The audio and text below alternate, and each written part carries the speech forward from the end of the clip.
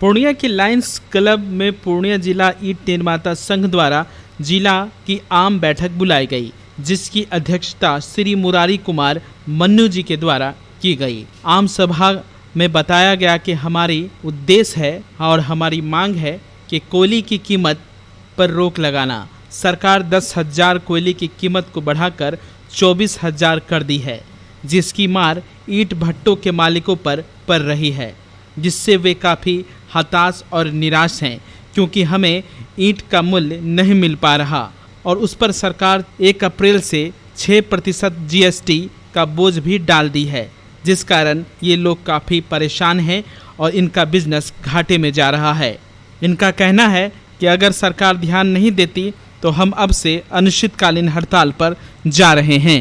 अपने मेहनत से इस बिहार के ईंट निर्माता की समस्या को देश के कोने कोने में कितने मेहनत से फैलाए हैं, हम लोग एक बार उनके लिए जोरदार ताली देकर उनका स्वागत करें। बिहार के कोषाध्यक्ष श्री नवम लोकानिया जी का स्वागत करें। देवराज जी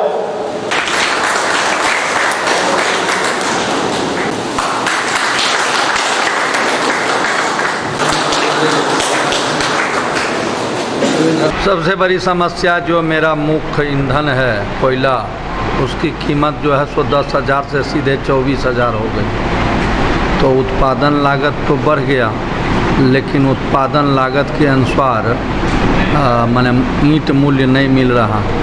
हम लोग घाटे में चल ही रहे थे और पूर्व से कोरोना काल के वजह से भी घाटे में थे। तो इस स्थिति में सरकार ने 1 अप्रैल से हम लोगों के ऊपर 6% GST बिना इनपुट के ला दिया।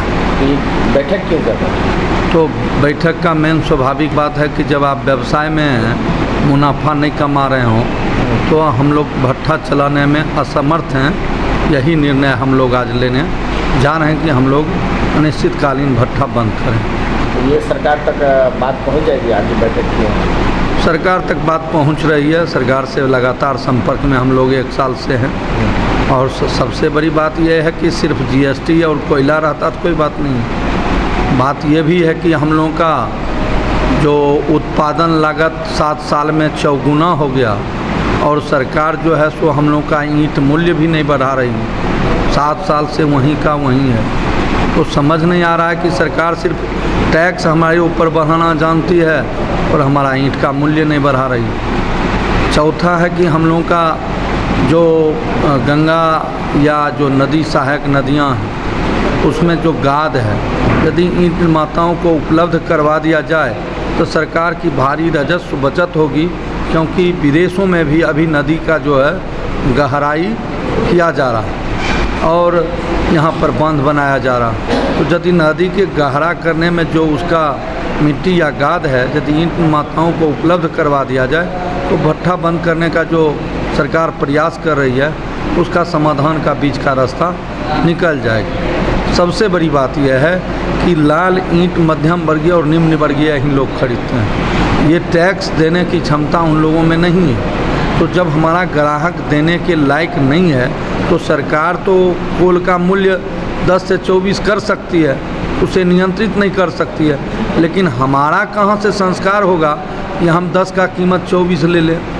ये थोड़ा असंभव प्रतीत होता है। इसलिए हम लोग पब्लिक के हित में अनिश्चितकालीन भट्ठा बंद करने जा रहे हैं और सरकार के साथ हम इस रूप में अभी असहयोग कर रहे हैं। ये बैठक जो हो रही है ये बिहार के हर एक जिला, प्रत्येक जिला में अध्यक्ष जी के संरक्षण में बैठक हो रही है। ठीक है, इनकी सहभागिता है उसमें। मेन समस्या क्या है कि सरकार हम लोगों के बातों को समझ नहीं रही है। हम लोग अभी तक कोयला 10,000 लेते थे, जैसा अध्यक्ष जी बताएं, वो कोयला इस बार हम लोग 24,000 25,000 में ख़रीदे हैं।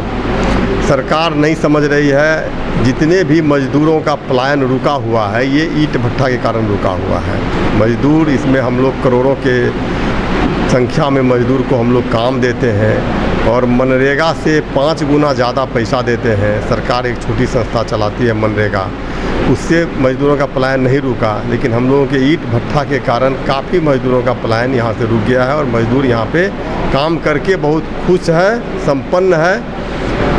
आज कोयला के दर को लेकर के मजदूर को रोकने के लिए अगर हम लोगों पे GST अलग से थोपा जाएगा, हम लोगों के ज़िला में ऐसा कोई भी व्यक्ति नहीं है जो ईंट खरीदता है और वो जीएसटी का बिल उसको चाहिए। वो सारी मार जो है ना भट्ठा वाले पे पड़ जाता है। इसीलिए हम लोग आज एक आम बैठक बुलाए हैं, जिसमें अध्यक्ष जी अपने सारे हमारे पूर्णिया जिला के ईंट निर्माता संघ के सामने सभी को अपनी समस्याएं बताएंगे और हम लोग अनिश्चितकालीन हड़ताल पर जाने के लिए अब हम लोग तैयार हैं। और हो सकता है आज की मीटिंग में हम लोग इस बात को सर्वसम्मति से पास कर लें कि हम लोग अनिश्चितकालीन हड़ताल पे जाएंगे।